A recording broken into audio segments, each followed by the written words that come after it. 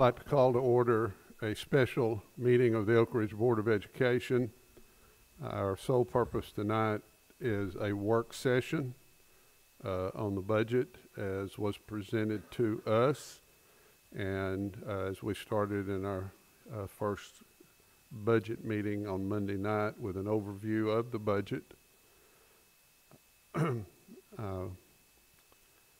We will not be taking any action on the budget tonight. It's merely a time if there are questions or concerns or ideas that the board has. This is a good time to ask those questions while we've got staff here. Again, I would remind you that between now and our next meeting, which is we'll go over the budget line item by line item, I believe, at the next meeting. If you have questions during that time, please forward those to the superintendent. Give them a heads up. And as generally is the case, you'll probably get the answers back to them before we get to this meeting. So that's a good thing. So with that said, Dr. Borchers, I'll turn to you to see if you have any comments you'd like to make before we start. I think that was a good opening, Mr. Fillauer, and as you mentioned, we've got staff here. If there are questions from the presentation the other night, we have the presentation up, so if we want to go to a particular slide, we can do that as well. But we'll just open it up to any questions you might have, and staff and myself will try to answer those as best we can.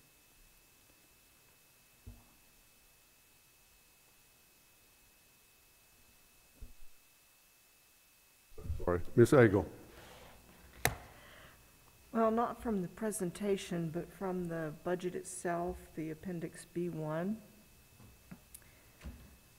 We're dropping a half foreign language teacher, a half orchestra teacher, and 2.5 regular ed teachers, but we're only going down by 30 students. What is the rationale for those decreases? Mr. Leo and I will probably both take those. Some of this is just looking at FTE and class sizes around some of these ones we're not replacing, and then we are adding back some FTE where the student need is. So I think as you look at the one in English, and we really didn't need another English teacher because of numbers, and we would literally be creating an English teaching position, as Dr. Adams would say, to do guided study rather than just teach English, because we just didn't have the sections there. But then we had 300, I think, students sign up for some area in the arts area. So he's trying to put the FTE where the FTE is needed based on student needs. Any of the other, Bruce, on any of their positions? No, just basically, I will tell you with the 0.5 orchestra position, basically that recommendation came from, that's probably too strong a word, but Dr. Adams has spoke with Dr. Phillips, and they were both in agreement that as a position that is no longer needed. He has been working at the middle school level to assist, but due to going to block scheduling, he will not be doing that, which removes his need to have an assistant. And then I know on the foreign language 0.5, once again, that's just a position that is not currently needed to basically cover the number of students taking foreign language. And they really, I would applaud the high school. They've done a great job. Basically, they start the process very early for scheduling, and of course, students make their requests. They've really done a good job looking at student requests and repurposing staff, and basically reducing in some areas, increasing in other areas to just meet the needs of our students. So it's been looked at very carefully. So. Is there a decrease in students taking orchestra at the high school possibly due to the change in the schedule? The decision to reduce the 0.5 position really was not based on student numbers, so I can't answer that question if we truly have a reduction or not.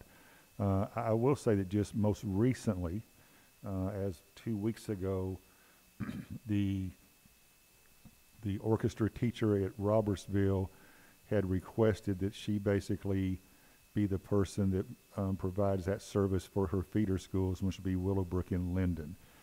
She just felt that she was missing the opportunity by her not being the orchestra teacher in those two elementary schools, and she feels she can grow the program better by being that person. So once again, Dr. Phillips and the other orchestra teachers have taken a good look at this, and because of the block scheduling and more time, and once again, I would assume current numbers, he just felt like, once again, that's a position that was not needed.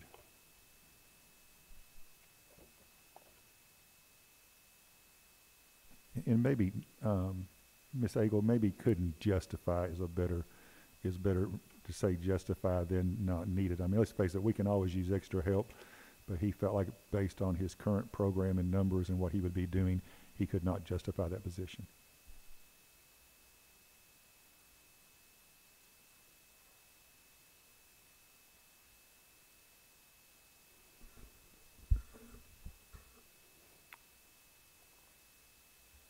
One of the things that, again, I'm not sure if this is a question or a comment, that presents a nice dilemma, I'll say, is the fact that I can't remember a budget year when we've had so many different sources of funding coming in to play in this budget. Which makes it very nice that we have those.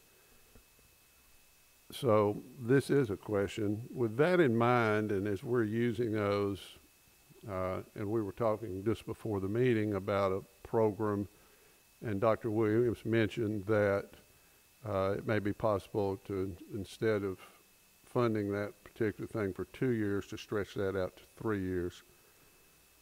Within this budget, do we see anything in there that, because of the uniqueness of some of the funding that we're getting to do some of these things, any down the road difficulties that we really should be paying attention to as we go through, or anything that we're doing that we're going to say at the end of the funding period, this really worked well and we need to figure out a way budgetarily to continue doing it?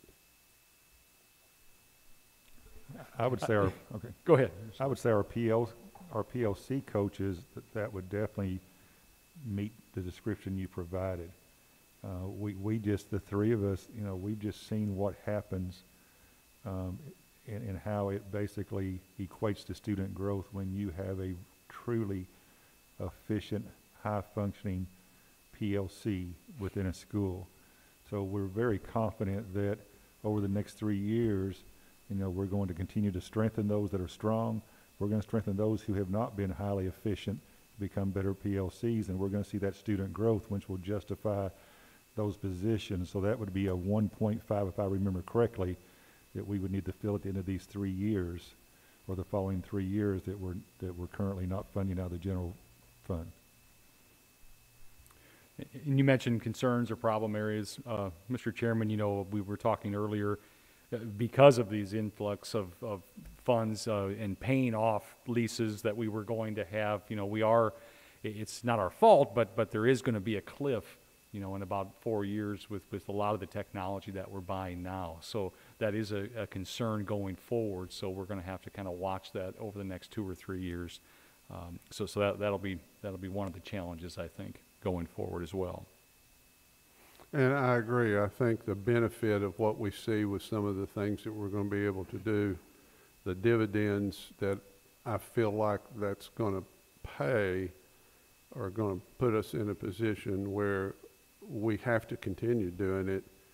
And I know this is probably a strange statement, and I know we are, but it's imperative that not as we look at this budget right now, but as we look at those programs, we want to make sure we're being financially astute so we can find a way to continue those programs, so we can find a way to renew those leases as we need to. It would not be good if we had to make this effort and then take steps back. And I know the board doesn't, that's one thing we don't want to do. We're in a position where really some good things are going to happen. This is a very solid budget that we have for this year. It just continues to show what can happen, and I hate to put it this way, what happened but it's the right thing, if you have money that you can use to do the right thing in education. And we're having that opportunity, and we just, now that we found this path, we want to figure out a way to stay on it, I think. You know, and to add to that, we of course, we always have very honest discussions during our principals meetings, but we shared with principals that we do, at the time, 2 years. Now we have 3 years to look at these positions. You know, and if let's say we don't see the growth that we would expect by the direction we're going, at that point, there would be no reason to fund that. So we talked about the importance of, once again, you know, 2 years seems like a long time now, 3, but, you know, it will be here quicker than we realize. And but we've got a timeline to demonstrate that these positions can basically do what we think they can do. And of course, we also communicated the importance of making sure that we're diligent and we hire the right person. You know, it takes a person with a certain set of skills, experience, and mindset to truly be successful in the area of growing PLCs. So we're excited about it, but we basically have been very honest with our principals and have really reinforced everything that you stated, that we do have this opportunity. It's being funded, but once again, we will base decisions on effectiveness at the end of those 3 years. Are there any other questions from board?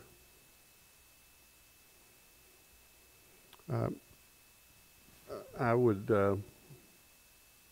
be amiss if I didn't say this, and Ms. Smith, again, to you and your staff for the hard work that they do. But the lack of questions comes from the professional manner in which this document is put together. The hard work that Dr. Borchers, you and your staff and the administrators on the school levels have done. As we all know, the wish list comes in early, but the wish list doesn't always make it to this budget. But there are a lot of great things that this budget is going to allow to happen in our schools and provide quality educators to make these things happen. If I were looking at this budget as a person trying to decide whether or not I wanted to teach in the Oak Ridge schools, just looking at this budget, I don't think there'd be a question in my mind that this is a place I'd want to be. And we're thankful to be able to do that. And, you know, as we just were talking about, this is a fortunate year that's going to give us some opportunities to do some things that we had hoped we would be able to do, but now found a way to do them. So I don't have anything else or any questions myself at this time. My schedule says on Monday the 17th at 5:30 we'll be back, and we will go a little more in depth as we go over the line items on the expenditures for the budget. If none of my colleagues on the board have anything additional, Dr. Borchers, anything from you? My final comment, this is the way the board likes to do these budgets, so thank you. We stand adjourned.